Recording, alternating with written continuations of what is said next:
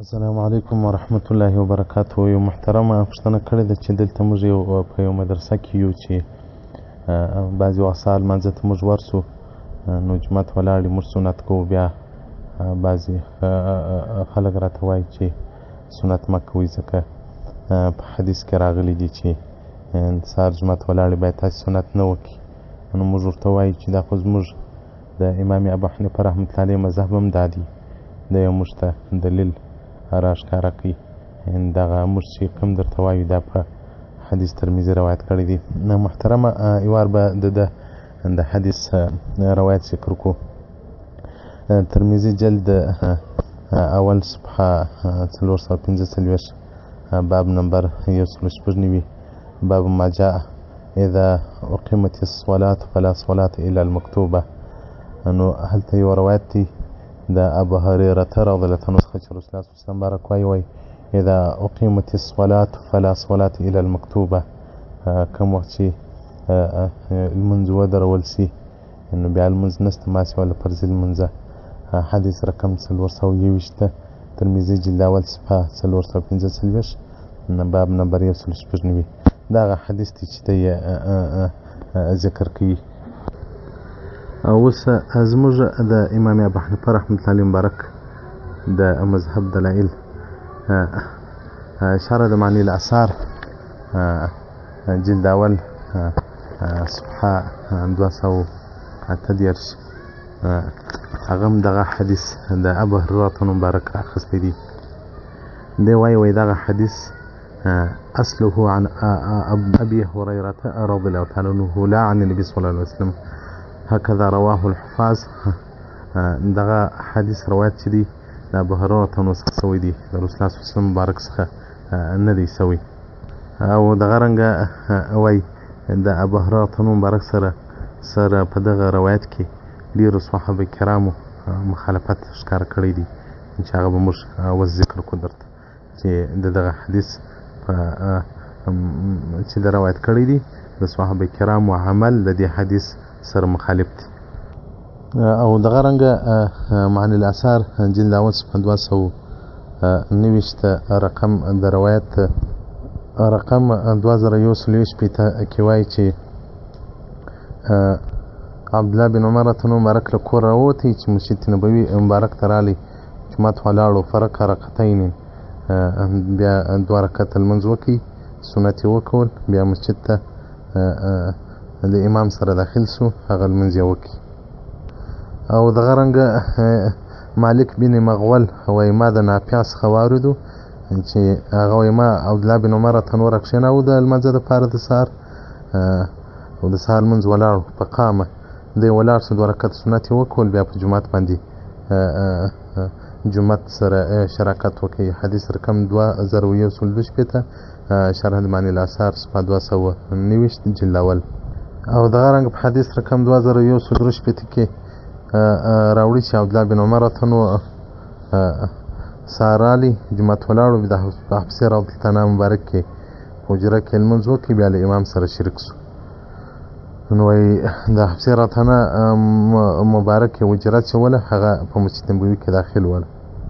او دغه رنګه ابي درداء رضی الله عنه مبارک چې وایي سهار مسجد ته رالی، صفونه به ولاړو، د 2 رکعته سنت په ناحیه د مسجد کې وکول، په کونج د مسجد کې بیا بل قوم سره په لمانځه کې داخل سو. حدیث رقم 2143.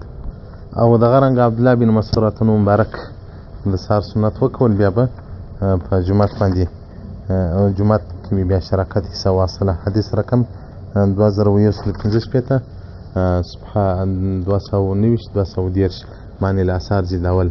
او دغه رنګه حدیث رقم 2116 کې صحابي وایي چې موږ به د عمر بن اختار تنو مبارک ته راتللو، مخکې به مو د سهار ته لمانځه جومات به ولاړو، موږ مخکې 2 رکعته لمونځ وکړي، بیا به نو په یو کونج د مسجد کې بیا به موږ له ده سره په جومات کې داخل سو. حدیث رقم 2116. او امام طحاوي رحمة الله علیه مبارک ډېر مفصل بحث پر دې باندې کړی دی.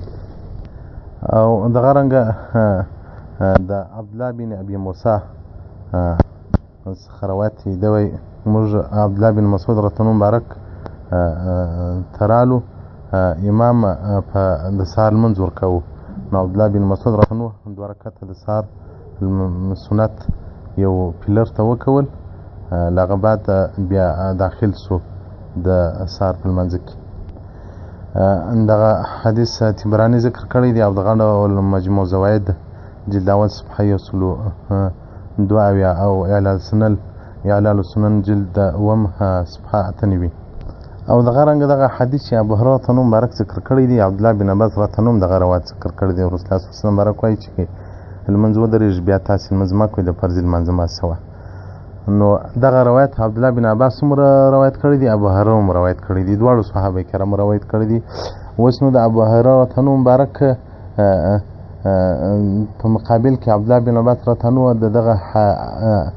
د عمل د دې روایت څخه خلاف دی. نو د صحابي عمل چې هغه د حدیث څخه مخالف سي، نو هغه حدیث محمل پیدا کړي، تعویل پیدا کړي. نو تعویل دا دی چې دغه د سهار سنت متصل بصفوف القوم، یعنی د سهار سنت په سړی متصل د سب سره نه کړي. نو زموږ مذهب هم دا دی چې د سهار سنت چې جماعت ولاړې سړی یې کوي، یا په ناحیة المسجد کې د مسجد په یو کونج کې دې وکړي، یا دې د مسجد څخه راوځي د باندې مسجد کې دې وکړي، یا دې د دروازې سره وکړي، صفو ته دې جندې نه کړي. او دغه رنګه محدثین وایي فاذا تعارض بین روایت الراوي وعمله فالحجة عندنا في عمله دون روایته.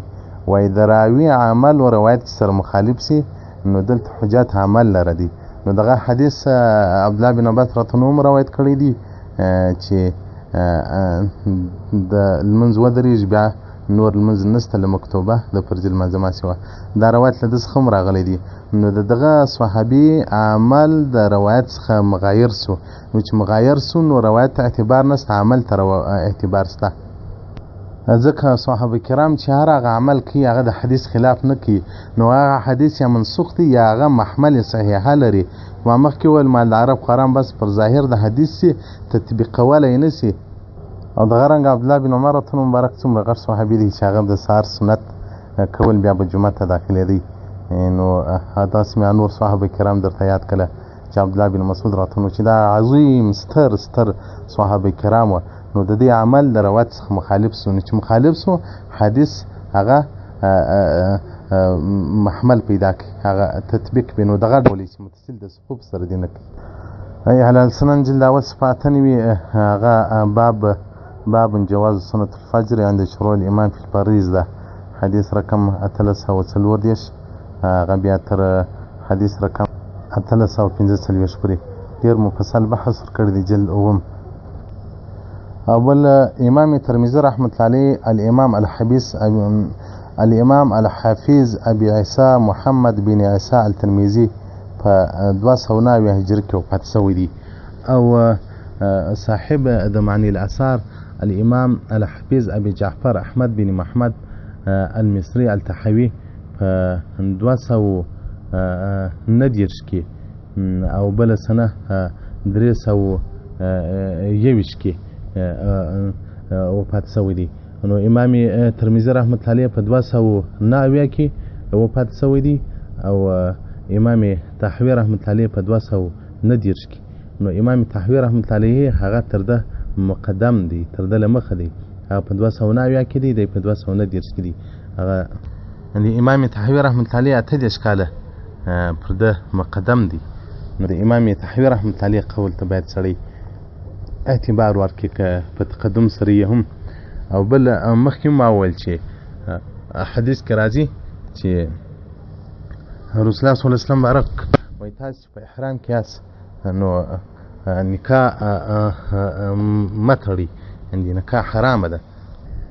نو ځکه رسول الله صلی الله علیه وسلم وایي تاسې په احرام کې یاست نو تاسې نکاح مه تړئ. حدیث امام شافعي صاحب دلیل ګرځوي. موږ وایو نکاح صحیح ده ولیکن وتې نه ده روا. دغه حدیث چې ائمه استو په خپل کتابو کې ذکر کړی دی هغه محمول پر چا باندې دی؟ پر وتې باندې.